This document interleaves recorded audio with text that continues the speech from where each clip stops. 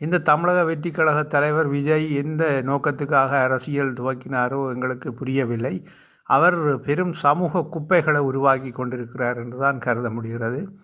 ஏனென்றால் அவர் ஒரு மக்களை நல்வழிப்படுத்தக்கூடிய அரசியல் விழிப்புணர்வை ஏற்படுத்தக்கூடிய ஒரு பேச்சாற்றல் உள்ளவராகவும் தெரியவில்லை. அந்தளவு ஆற்றல் அவருக்கு இருக்கிறது ஒன்று புரியவில்லை.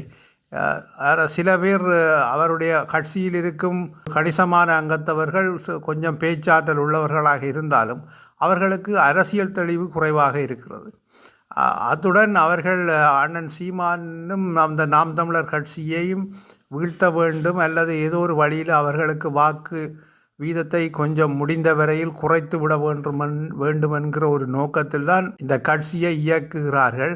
அதற்கு விஜய்க்கும் துணை போகிறார்கள். இந்த விஜய் அவர்களும் இதே திட்டத்துடன் தான் இந்த கட்சியை ஆரம்பித்தவர்.